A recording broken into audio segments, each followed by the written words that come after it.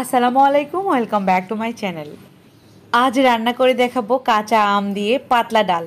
এই ডাল আমরা সবাই খুব বেশি পছন্দ করি, বিশেষ করে বাঙালিরা। ডাল ছাড়া তো আমাদের চলেই না। আর আসছে রমজানে সেহরিতে রাখতে পারেন এই ডাল, তৃপ্তি করে খাওয়ার মতো হবে এই রান্না। চলুন তাহলে ঝটপট দেখে নেই ডাল রান্না। প্রথমেই চুলাতে একটা পাত্র বসিয়ে দিলাম। এবার দিয়ে দিচ্ছি এখানে আমি 4 কাপ পরিমাণ পানি। এই পানিতে দিয়ে দিব 10 মিনিট আগেই ধুয়ে রাখা মুসুরের ডাল। ডাল ধুয়ে রাখবেন 10 থেকে 15 মিনিট আগে, এতে করে ডাল খুব দ্রুত সেদ্ধ হবে। 10 মিনিটের মধ্যে এই ডাল সেদ্ধ হয়ে যাবে। লবণ দিয়ে দিচ্ছি স্বাদ অনুযায়ী। এবার ঢাকনা দিয়ে ঢেকে এটাকে সেদ্ধ করে নেব। 10 মিনিটের মধ্যেই সেদ্ধ হয়ে যাবে। ডাল 10 থেকে 15 মিনিট আগে যদি ধুয়ে রাখা হয়, এতে করে ডালটা খুব দ্রুত সফট হয় আর ডালের কালার সুন্দর থাকে। মিডিয়াম আঁচে ডালটাকে জাল করতে দিয়ে এবার আমি আম কেটে নিচ্ছি। বাজারে খুব সুন্দর কচি কচি আম বের হয়েছে। এই কচি আমের ডাল খেতে দারুণ লাগে। আমরা সবাই জানি, যেহেতু বাজারে এখন আম পাওয়াই যায়, তো আমাদের কিন্তু রোজ রোজ এই ডাল খাওয়া যায়, তাই না? তো আমরা খাই। গরমের মধ্যে এই ডালটা খেতে দারুণ লাগে। তো অনেকেরই আসলে প্রশ্ন থাকে যে আপু, ডাল রান্না করতে গেলে ডালটা কালচে কালার হয়ে যায় কেন? আপনাদের ডালের মধ্যে চেষ্টা করবেন ফিল্টার থেকে পানি দেওয়ার জন্য। ডাইরেক্ট ট্যাপ থেকে পানি দিতে যাবেন না, তাহলে ডালের কালারটা নষ্ট হয়ে যাবে। আর সবসময় চেষ্টা করবেন ডালটাকে 10 থেকে 15 মিনিট আগেই ধুয়ে রাখার জন্য, এতে করে ডাল খুব সুন্দরভাবে সফট হবে, ডালের কালারও সুন্দর থাকবে। আমার ডাল দেখে নিশ্চয়ই বুঝতে পারতেছেন পুরোপুরি সেদ্ধ হয়ে গেছে। এখন শুধু এই চামচটার মাধ্যমে আমি একটু এভাবে করে ঘুটে দিব, এতে করে ডালটা ভেঙে যাবে। প্রথমেই ডাল ঘন ছিল, কারণ সেদ্ধ করার জন্য আমি পানির পরিমাণটা কম দিয়েছিলাম। এবার ডাল পাতলা করার জন্য আরও 2 কাপ পরিমাণ পানি দিয়ে দিলাম। ডালটা ভেঙে যাওয়ার পর অবশ্যই পানি দিবেন, এতে করে ডালটা আপনার একেবারে সফট থাকবে। অনেকেই বলে ডাল সেদ্ধ হয়, তো সেদ্ধ হয় না, এমন থাকবে না। ডালটা খুব সুন্দরভাবে সফট হওয়ার পর ভেঙে দিবেন, তারপর এই পানিটা দিবেন। আবারও বলে দিলাম, মসুরের ডাল রান্না করতে গেলে ডালের কালারটা হলুদ থাকবেই। আমি কিন্তু এখনও কোনো রকম হলুদ ব্যবহার করি নাই, তবে করব।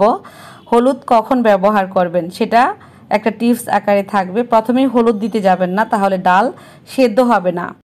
হলুদ দিয়ে ফেললে ডালটা কেমন যেন হয়ে যাবে, ভালোভাবে সেদ্ধ হতে চাইবে না। যারা নতুন রাঁধুনি আপুরা আছেন তাদের জন্য আমার আজকে ডাল রেসিপি খুব বেশি ভালো লাগবে, অনেক কিছুই জানতে পাচ্ছেন। ওদিক থেকে ডালটা বলো করতে থাকুক, আমি এদিক থেকে বাগারের জন্য প্রিপারেশনটা করে নিচ্ছি। অনেকেই বাগার বলেন, আবার অনেকেই ফোড়ন বলেন।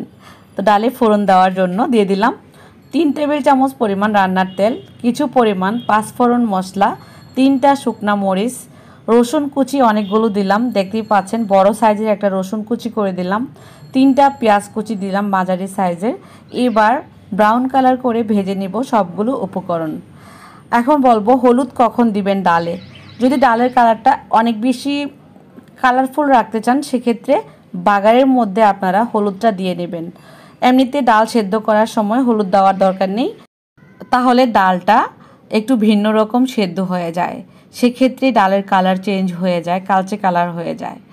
তো এখনই আমি এই পর্যায়ে 1/2 চা চামচ পরিমাণ হলুদের গুঁড়া দিয়ে দিলাম। পেঁয়াজের সাথে হলুদটা সুন্দরভাবে ভাজা হবে, আর হলুদের ফ্লেভারটা খুব সুন্দর আসবে এই ফোড়নের মধ্যে। একটু সময় নিয়ে এই ফোড়নটাকে ব্রাউন কালার করে ভেজে নেব। এই ফোড়নের কারণে ডালের টেস্ট আসে বেশি। তো ফোড়নটা হয়ে গেছে আমার তৈরি। এবার আমি সবচেয়ে মূল উপকরণ যেটা কাঁচা আম দিয়ে দিচ্ছি ডালের মধ্যে। এই কাজটা করবেন ফোড়নটা দেওয়ার 1 মিনিট আগে। 1 মিনিটের মধ্যে আমটা নরম হয়ে যাবে, যেহেতু কচি আম। এটা অত আগে দিতে যাবেন না, তাহলে কিন্তু গলে ডাল টক হয়ে যাবে। ঠিক এই পর্যায়ে আমি ফোড়ন দিয়ে দিচ্ছি। হাফটুকু ফোড়ন দিলাম আর অর্ধেকটুকু রেখে দিলাম। এবার আমের সাথে ভালোভাবে নেড়ে দিব। 1 মিনিটের মধ্যেই আমাদের এই আম একেবারে নরম হয়ে যাবে। কিন্তু আবারও বলে দিচ্ছি, এই ফোড়নটা দিয়ে 2-1 বার বলক উঠালাম।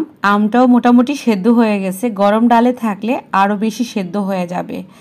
তো এবার যে ফোড়নটা বাকি আছে সেটাও দিয়ে দেব, এতে করে ডালের টেস্ট বেশি আসবে। ধাপে ধাপে আমি ফোড়ন দিয়ে দিচ্ছি। এখানে আবার অনেকেই প্রশ্ন করতে পারেন যে ধনিয়া পাতা দিবেন না। ধনিয়া পাতা দেওয়ার কোনো প্রয়োজন নেই, যেহেতু আমরা 5 ফোড়ন মশলা দিয়েছি। লাস্টে যে ফোড়নটা দিয়েছিলাম সেটা দেওয়ার পরপরই চুলা অফ করে দিয়েছি। আর কোনো চুলার আঁচ থাকার দরকার নেই, বাগারের সুন্দর একটা ফ্লেভার থাকে, সেটা থাকার জন্যই আর বলক ওঠানোর কোনো প্রয়োজন নেই। হয়ে গেল আমাদের কাঁচা আমের পাতলা ডাল। এই ডালটা এবার রমজান সেহরিতে আমরা প্রাণ ভরে খেতে পারি, কারণ আমাদের খুব প্রিয় ডাল। ডাল ছাড়া আমাদের চলেই না, তাই না? তো আশা করব আমার আজকের রেসিপি আপনাদের কাছে অনেক বেশি ভালো লেগেছে। আর যদি ভালো লেগে থাকে কমেন্ট বক্সে আপনাদের মতামত কমেন্ট করে জানাতে পারেন। আর বেশি ভালো লাগলে আমার চ্যানেলটাকে সাবস্ক্রাইব করার অনুরোধ থাকলো। আর এই রমজানে আর কি ধরনের রান্নার রেসিপি চান অবশ্যই কমেন্ট করে জানাতে পারেন। আজকের মতো বিদায় নিয়ে নিব। সবাই অনেক অনেক অনেক বেশি ভালো থাকবেন, সুস্থ থাকবেন। তাহলে আজ বিদায়, আবারও দেখা হবে নতুন কিছু নিয়ে। আল্লাহ হাফেজ।